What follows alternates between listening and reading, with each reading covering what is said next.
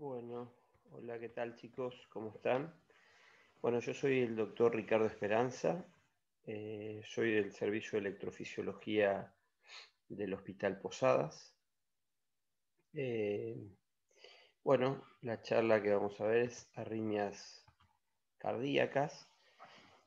Bueno, para empezar, definiendo arritmia, ¿no? Es un trastorno es un trastorno en la formación del impulso cardíaco, tanto en la formación como en la conducción del estímulo cardíaco. Si es un trastorno de la conducción del ritmo cardíaco, tenemos que rápidamente repasar lo que es el sistema de conducción eléctrico del corazón. El sistema eléctrico del corazón tiene el nódulo sinusal. El nódulo sinusal se encuentra en la parte alta de la aurícula derecha, en el techo, ¿no? En la entrada de la vena cava superior, ¿sí? Desde ahí el impulso cardíaco se genera y a través de los haces internodales llega al nódulo AB y a través del haz internodal anterior llega y despolariza la aurícula izquierda a través de ese haz que se llama haz de Bachmann, ¿sí? Cuando llega a nivel del nodo AB, ingresa al haz de His y a través de la rama derecha y rama izquierda del haz de His, ¿sí? A la fibra de Purkinje para despolarizar el ventrículo derecho y originar la contracción cardíaca, lo que ustedes van a ver en el electro como el QRS.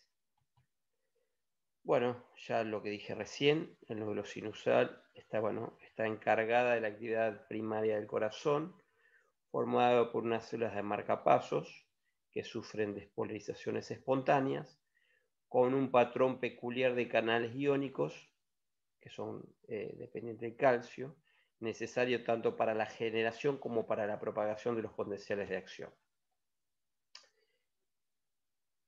Como dije precedentemente, la activación, la generación del impulso a nivel del nódulo sinusal y la conducción o la propagación de este estímulo hacia las aurículas a través de los haces interauriculares hace que se genere la despolarización auricular y en el electro la primera manifestación, o sea, la onda P. Como vamos a ver posteriormente, todo lo que sea bloqueos sinoauriculares, o sea, bloqueos que generan que no se genere el impulso en el nódulo sinusal o si se genera que no pase a las aurículas, en esos bloqueos la característica es que no vamos a ver onda P porque no se generó la despolarización auricular, ¿sí? A diferencia, cuando se genera el bloqueo a nivel del nodo AB, en el nódulo sinusal se generó el impulso, llegó a través de los haces internodales, despolarizando la aurícula derecha primero y después la aurícula izquierda. Cuando quiere pasar a nivel del nodo AB, ¿sí? Se genera el bloqueo, por lo tanto va a haber onda P, pero no va a haber QRS. Entonces la primera diferencia entre los sinoauriculares con los bloqueos auriculoventriculares, que en los sinoauriculares no vamos a ver onda P, vamos a ver siempre una pausa. Que cuando se analiza la pausa esa, podemos determinar si se trata de un bloqueo sinoauricular o una pausa o paro sinusal. Bueno, cuando pasa a través la conducción a través del nodo AB, se ve como un enlentecimiento por dos propiedades que tiene el nodo AB, la conducción y el periodo refractario, y hace que eso genere el segmento PQ o PR, ¿sí? Hasta llegar a las de His. Entra a las de His por una porción penetrante para posteriormente dividirse en las ramas derecha e izquierda y a través de las fibras de Purkinje generar la despolarización del ventrículo con el consiguiente formación del QRS. Entonces, un ritmo sinusal debería tener una onda P que suele ser positivo en D2, D3 y ABF y negativa en ABR, ¿sí? Como ustedes habrán visto en la clase de electro, el vector de despolarización se dirige de arriba a abajo, de derecha a izquierda. Por lo tanto, todas las derivaciones inferiores de 2, de 3, de ABF está viendo que el vector de despolarización se está acercando, por lo tanto, se ve como una onda P positiva, y al revés no, cuando el vector se va alejando, como una derivación unipolar como es ABR, se muestra como una deflexión negativa. La frecuencia entre 60 y 110, ondas P seguida de QRS, con un segmento PR que suele ser entre 0,12 y 0,20 y una duración habitualmente del QRS inferior a 110 milisegundos. Esto es para que ustedes vean cómo se despolariza la aurícula, ¿no? La aurícula, esto es un catéter que ponemos que tiene 20 electrodos. Acá está el nódulo sinusal en el techo y la aurícula va a tener una despolarización por la pared lateral y por la pared septal secuencialmente, va bajando secuencialmente tanto por la pared lateral, tanto por la pared septal, hasta llegar al nódulo AB, ingresar en el nódulo AB, ese estímulo, y ser conducido al His-Purkinje. Acá lo vamos a ver bien. Acá tenemos a la derecha, si ustedes ven, como les decía, una onda P, la primera parte la aurícula derecha, la segunda parte a través de las de Bachmann se despolariza la aurícula izquierda, y claro, a medida que van pasando, ¿no? Esta es la pared lateral y esta es la pared septal de abajo de los electrodes, primero los de arriba. Ahora vamos a ir viendo cómo se va despolarizando hasta llegar a este catéter que, como ven, tiene dos ondas, una onda P, una onda A, que es la onda P, y un ventrículo, ¿sí? Que se correlaciona con el QRS. Entonces, este catéter que está registrando esta actividad, ¿sí? Acá a nivel de la unión AB, puede ver la aurícula y el ventrículo, y muchas veces el haz de His.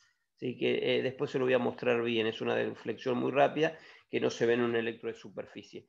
Pero cuando llega el frente de onda de la pared lateral y de la pared septal, de arriba abajo, también de arriba abajo, y llega a este sector, vamos a ver, vamos a ir viendo cómo la activación es secuencial. Fíjense en el techo, en el canal 1, si lo van viendo acá arriba, en la derecha, la pared lateral alta y la pared septal, el 2 y el 9, se activa al mismo momento. Fíjense que la verde y la celeste se despolarizan antes que toda esta parte, ¿sí? Que llega al último, que es la pared septal, abajo, el piso. Y así secuencialmente, la pared lateral media, la septal media, hasta la pared lateral baja, el violeta, y la pared septal baja, y acá ya llegan al nódulo AB. ¿Sí? Por lo tanto, fíjense, esto se lo muestro porque esto es uno de las, en el caso de las reentradas, ¿sí? Que se bloquea, que hay un bloqueo en una de las vías, anterógrada o retrógrada, ¿sí? Habitualmente el estímulo es secuencial, pero si hay una extrasístole que bloquea una de estas vías que va hacia abajo, hacia arriba, pueden penetrar en forma retrógrada la vía bloqueada y generar un mecanismo de reentrada, como es en el aleteo auricular. Como vamos a ver posteriormente, cuando en el caso del aleteo, cuando va por la pared lateral, llega a la pared septal, la despolación del septum va a ir 7, 8, 9 de abajo a arriba, entonces va a seguir no como un paréntesis, sino como una línea continua. Y la última que se despolariza es la pared septal alta para volver a encarrilar a la pared, al techo, a la pared lateral baja. Ya lo vamos a ver como un ejemplo. Bueno, entonces la definición, que es una arritmia, es una alteración de la formación del impulso en su conducción o en ambas propiedades a la vez. Los mecanismos arritmogénicos pueden ser alteración del automatismo sinusal, alteración del automatismo, que puede ser a un estímulo o diferentes estímulos que actúan a nivel del nódulo sinusal, generando que descargue mayor frecuencia o menos frecuencia. Esto es una taquicardia sinusal o una bradicardia sinusal. O un automatismo aumentado en algunos grupos celulares, ¿no? Que en condiciones normales tienen un automatismo inferior al nódulo sinusal, ¿sí? Por lo tanto, si esas células automáticas empiezan a aumentar esa frecuencia de descarga, le pueden ganar al nódulo sinusal y esa actividad ectópica ganarle al latido sinusal. Actividades encadenadas son los estímulos de mayor intensidad, pueden iniciar el impulso y generar arritmias al final de la repolarización. Estos son actividad gatillada o postpotenciales que habitualmente, como ahí dice, estímulos que habitualmente pueden caer en fase 2 o en fase 3, que el ventrículo está refractario, ¿sí? Y no generarían ningún extrasístole, pero si son de mayor intensidad y se generan algunas condiciones, pueden generar un extrasístole, y como se da en un periodo a veces vulnerable, puede generar arritmias ventriculares graves. El mecanismo de reentrada es más frecuente, como se necesita para esto 2 vías, ¿sí? Usted es como que el latido viene desde arriba y va a bajar por 2 vías y llega a la parte final para despolarizar una parte, tanto auricular o ventricular. Esto es un modelo esquemático. Esto es para ver que si se bloquea una vía, ¿sí? Viene bajando el estímulo, bloquea una vía, la otra vía puede penetrar en forma retrógrada y empezar a generar estos mecanismos de reentrada, ¿sí? Acá, como se ve, se bloqueó el latido anterógrado, y cuando llega aquí puede penetrarla en forma retrógrada, y si el periodo refractario y la velocidad de conducción lo permiten, de esa zona fibrosa, se puede generar la reentrada, ¿sí? Bueno, para que se produzca se necesita obviamente una conducción lenta decremental, un bloqueo unidireccional, una vía bloqueada, y para que en forma retrógrada pueda ser penetrada y así generar o perpetuar la arritmia. El circuito puede ser amplio, una taquicardia auricular en caso de un aleteo, un nódulo AB en el caso de la taquicardia intranodal, que tiene una vía rápida y una vía lenta. Casi siempre baja por la vía rápida, en este caso, ¿sí? Supónganse que que baje siempre por aquí, en el caso, si esto sería una intranodal, ¿sí? Siempre que baje, en este caso esquemáticamente, lo vamos a poner que este sea la vía rápida y que sea la vía lenta. Habitualmente baja en el caso de una intranodal, baja por una vía rápida, llega al nódulo B y despolariza el ventrículo. En este caso que haya un extrasístole que se bloquea en la vía rápida, ¿sí? Puede bajar en la vía lenta, cuando llega al GIS, penetra al GIS y despolariza el ventrículo, pero a su vez, a nivel auricular se está generando una reentrada porque la vía rápida que quedó bloqueada se recupera y empieza a generar y puede generar una conducción retrógrada por la vía rápida y generar de esta manera la taquicardia. Pasará lo mismo con una vía accesoria, anterógrada y retrógrada, que se bloquea siempre. En el caso de un Wolff-Parkinson-White están bajando, se ve un latido de fusión porque baja tanto por el sistema de conducción normal como por la vía accesoria. Cuando una se bloquea, ¿sí?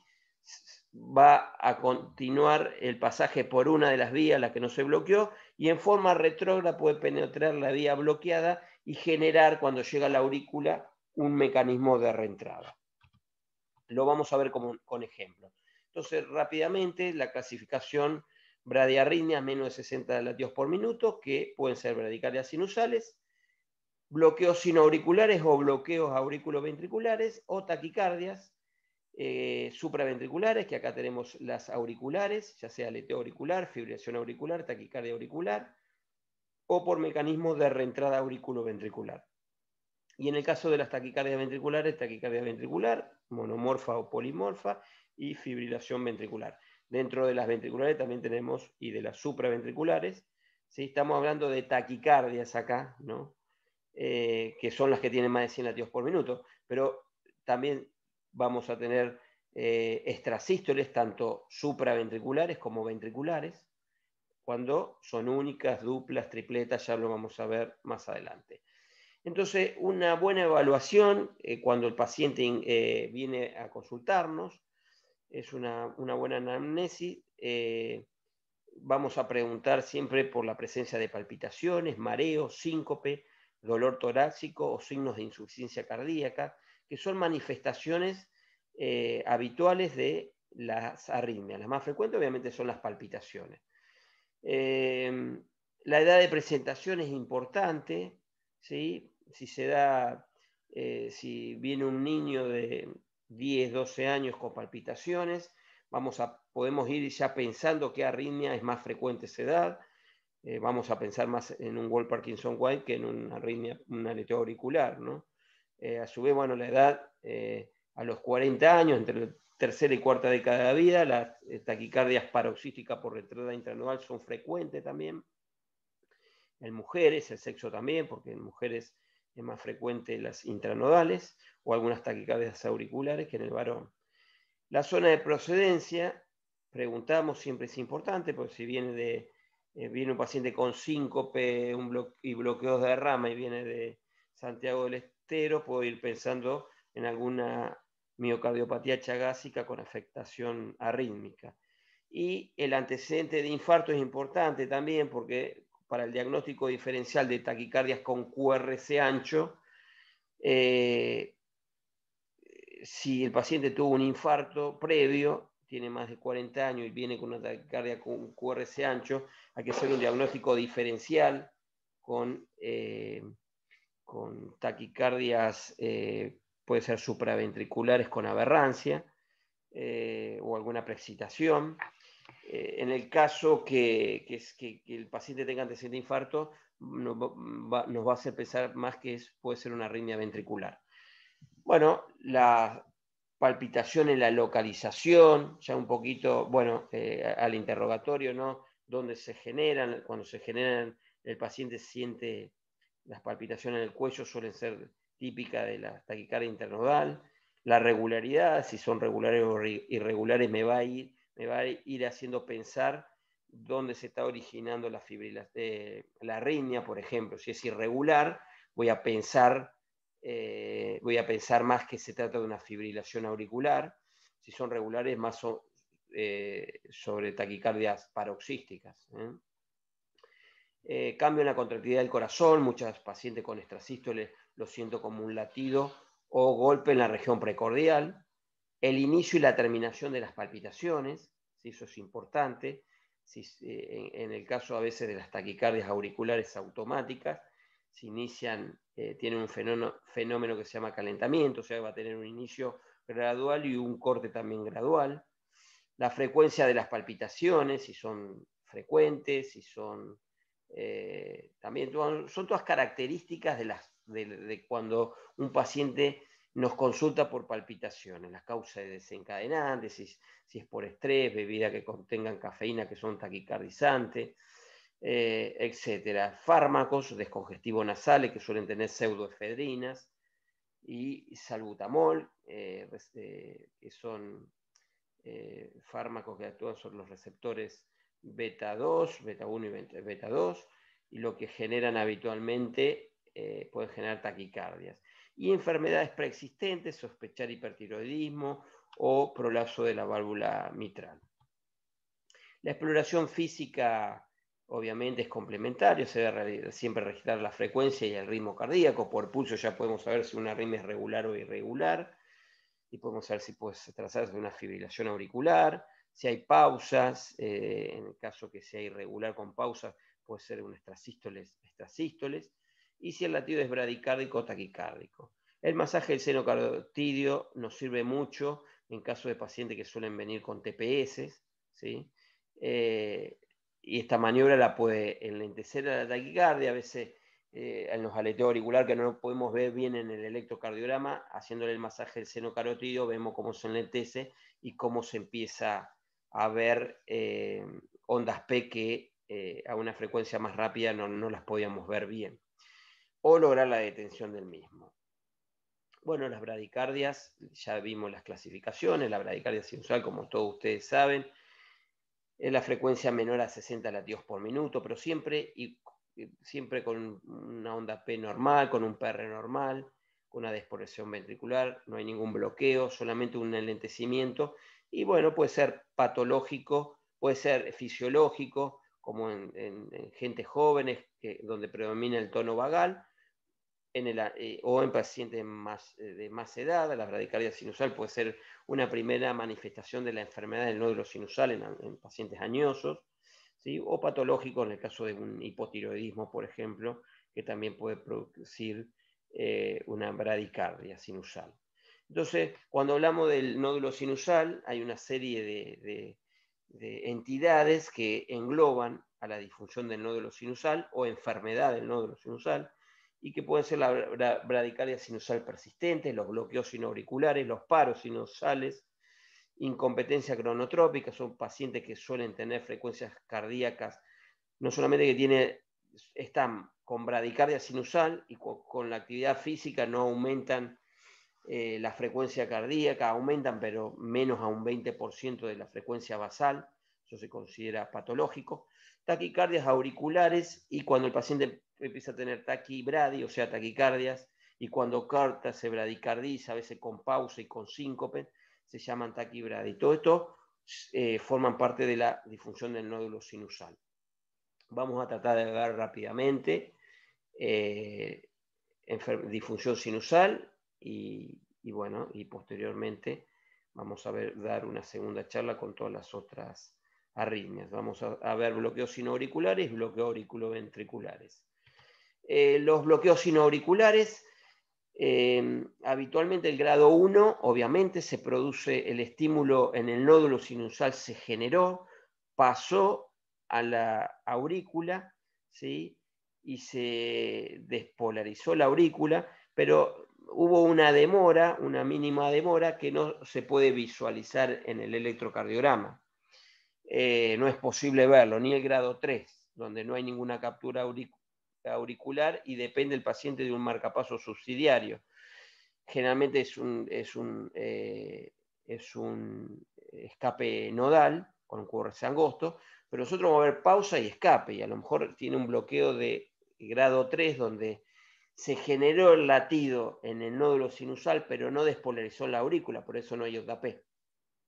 Ya en el bloqueo sinoauricular, grado 2, sí, ahí se puede manifestar, y principalmente acá, el MOVIS 1 o MOVIS 2, acá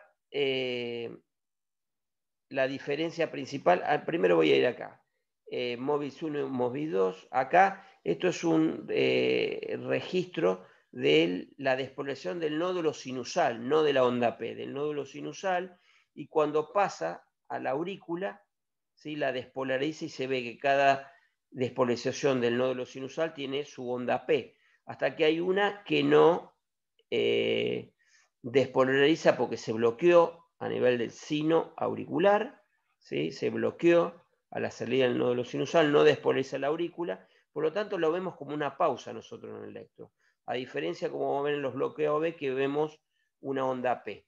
Entonces, acá nosotros tenemos que medir dos ciclos sinusales, ¿sí? Y estos dos ciclos sinusales, cuando lo trasladamos, habitualmente, si es múltiplo de dos ciclos sinusales, porque la actividad el nódulo sinusal se despolariza, pero no penetra la aurícula. Si son múltiplo, es una pausa, es un MOVIS 2, es un MOVIS 2, ¿sí? Sol múltiple.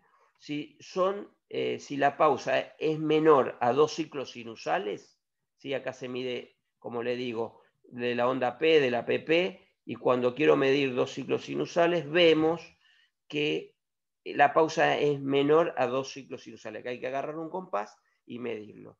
A diferencia en el MOBIS 2, acá si trazaríamos un compás, ¿sí?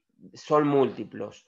Y acá la gran diferencia es la pausa, el MOBIS 2 con la pausa o el paro sinusal, ¿sí? Si nosotros con un compás vamos viendo los PP de 2 ciclos sinusales y son múltiplos, es un MOBIS 2. Si no son múltiplos y la pausa es importante, es una pausa o paro sinusal. En el caso del MOBIS 1 también se van midiendo los PP, se va viendo, es mínimo, pero se va viendo un acortamiento del PP hasta que una se bloquea. Esto, lo importante, porque es medio complejo a veces de darse cuenta, si usted, la significancia clínica entre un paro, ¿sí?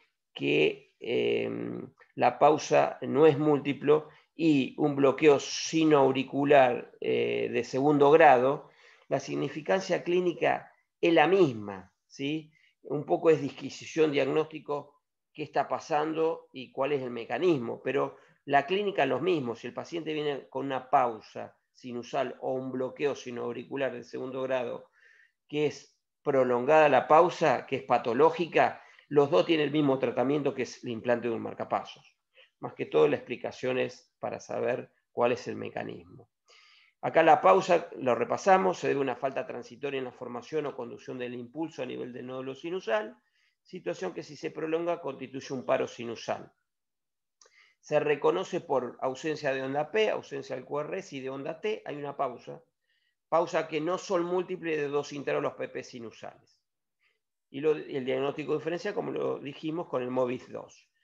Acá vamos a ver un poquitito, justamente, fíjense en estos Holter, y quiero que vean y recuerden esto, porque vamos a entrar ahora en los bloqueos auriculoventriculares. Y el diagnóstico diferencial es que, fíjense, yo le voy a mostrar un Holter de un bloqueo sinoauricular o de una pausa, en este caso era una pausa porque no era múltiplo, pero estos pacientes requieren ya un marcapasos, ya a las 12 del mediodía con una pausa de 5 segundos, ¿sí? Habitualmente suelen tener síntomas, mareo, síncope, y después de esta fíjense, la diferencia es que acá usted ve una P con un QRS, PQRS, y no se ve más onda P, ¿sí? Y hay un escape que es un escape que sale, que no tiene onda P, ¿sí? Un escape que tiene un QRS angosto, no debe ser muy bajo por el QRS, pero sí demoró un montón de tiempo en salir ese escape, y a medida, casi de 6.6 segundos, ¿sí? A medida que más largos son, más riesgo de síncope. Fíjense la diferencia, acá no hay onda P, en el bloqueo AB sí se generó, se despolezó la aurícula, pero hubo un bloqueo en el nodo AB, ahora lo vamos a ver. Paro sinusal, esto es una taquibradi, la frecuencia no estaba tan rápida, ¿sí? Pero estaba a 120, 110, 120 latidos por minuto. Cuando corta se genera, fíjese, esta pausa de 5.2 segundos, saliendo con un latido de escape también bastante alto, porque el QRS es angosto y es angosto. Síndrome taquibradi. Esto, fíjense, en esto es la onda P, ¿sí? La onda P se va enleteciendo la onda P, se va a empezar a meter, yo lo voy a mostrar acá, detrás del QRS. Esto porque es una enfermedad del nódulo sinusal, no es un bloqueo a nivel del nodo AB, que está bloqueado y por eso sale, no. Empieza a disminuir el latido sinusal, el nódulo sinusal a descargar menos, hasta que hay un latido de escape que es unional, que está a 50 por minuto más o menos, y empieza a bajar el latido sinusal y empieza a predominar este latido de la unión, ¿sí? La onda P, como vemos, tiene una frecuencia bastante parecida, un poquito menos, se mete ahí atrás, fíjense, retrógrada, hasta que empieza a ganar de nuevo, el latido sinusal se empieza a acelerar y empieza a ganarle de nuevo a ese latido sinusal. Esto no es porque esté bloqueado el nodo AB, porque si no el latido no pasaría, ¿sí? Esto se da porque disminuye la frecuencia sinusal, ¿sí? Y cuando aumenta le vuelve a ganar al latido ese de la unión y empieza la conducción AB 1 a 1, ritmo de escape. Bueno, la disfunción del nódulo sinusal, acá me voy a apurar un poquito porque me va a terminar el tiempo y quiero terminar con los bloqueos AB completos. Por lo tanto, esto después lo leen ustedes, que es un poquito la etiología, ¿sí? Y bueno, la clínica, el paciente habitualmente le vas a consultar por mareos y síncope, que son las manifestaciones más frecuentes, pero si el paciente viene muy bradicárdico puede haber astenia. Puede haber síncope en el caso de síndrome taquibradi, y un 15% de los pacientes puede debutar con una embolia sistémica en el caso de un taquibradi. Bloqueo aurículos ventriculares. El problema está en el nodo AB, traduce en un trastorno en la conducción de los impulsos entre la aurícula. En el nodo del nodo AB para abajo, perdón, puede ser en el nodo AB, puede ser en el haz de His, cuando son infraixianos, o en alguna de sus ramas, es un bloqueo de las dos ramas, ¿no? de la rama derecha y de la rama izquierda. En el caso del bloqueo de primer grado es fácil, esto es muy fácil, se ve una prolongación, un aumento del intervalo PR, se cuenta desde el inicio de la onda P hasta el QRS, esto lo normal es de 0,20 para abajo, 0,12 a 0,20, cuando es más de 0,20 o 200 milisegundos, suele haber un bloqueo de primer grado. Como acá, si este paciente del electro, este era un electro súper normal, QRS angosto, eje 60 grados, pero tenía un PR un poco prolongado, ¿sí? Por lo tanto era un bloqueo de primer grado, 0,36 segundos medía esto. El bloqueo de segundo grado es MOVITS 1, MOVITS 2, ¿sí? Se va viendo cómo se va prolongando el MOVITS 1, se ve cómo se va prolongando el intervalo PR hasta que una se bloquea, y la característica, como se va acá, PR se va alargando hasta que se bloquea una, porque el problema está en el nodo AB, y la otra se recupera de nuevo la conducción y la refractariedad del nodo AB, que empieza a conducir de nuevo muy bien. Por lo tanto, otra característica, que el primer PR que después de la pausa es normal, ¿sí? Es igual que el primer PR este que ven acá.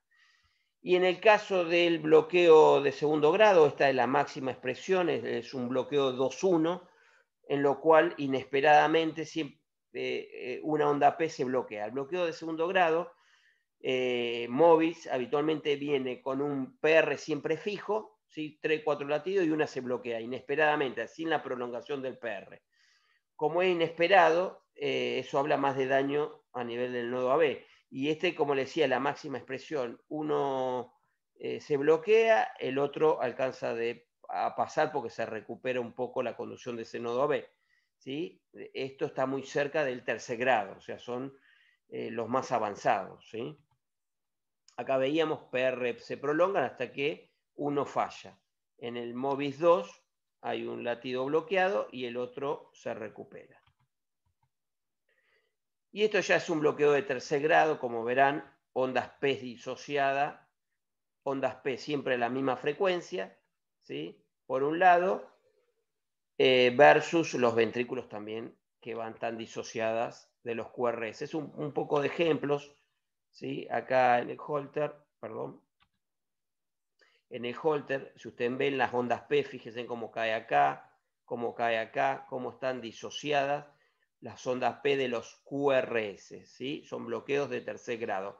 Y esto era para que, si se acuerdan el otro Holter, acá no ven una línea, acá ven todas ondas P, ¿sí? Porque a diferencia del sino auricular, ¿sí? La onda P en el bloqueo aurículo-ventricular, hay despolarización de la aurícula completa, pero cuando quiere penetrar el nodo AB, ¿sí? No puede porque está bloqueado. ¿Sí? Esa es la diferencia de los sinoauriculares, ¿sí? Que esa puede ser una pregunta, ¿no? ¿Cuál es la diferencia de sinoauriculares y los del nodo AB? Bueno, las causas también lo leen después ustedes, pero bueno, las más frecuentes son la enfermedad degenerativa o fibrosis o calcificación del sistema de conducción. Por eso cuando los implantes de marcapasos se dan en pacientes añosos con alteración del sistema de conducción. Y acá, básicamente, los bloqueos auriculoventriculares, pues sea a nivel del nodo AB, ¿sí? A nivel del His, Purkinje o en alguna de sus ramas. Si afecta, puede ser que sea un infraisiano, ¿sí? Un infraisiano por debajo de la inscripción de las de His y generar estos bloqueos. La fibrosis del tejido conducción y la calcificación del esqueleto cardíaco son las causas más frecuentes y siempre asociadas a edad avanzada, hipertensión, estenosis aórtica o enfermedad coronaria. La clínica, los dos tipos, el tipo 1 y el 2, el tipo 2, Wenckebach, suelen ser asintomáticos, ya los de grado, segundo grado tipo 2 y el de tercer grado ya son sintomáticos con síncope, convulsiones, y si no se recupere puede originar muerte súbita. Bueno, acá terminamos la primera parte. Ahora vamos a empezar con arritmias supraventriculares.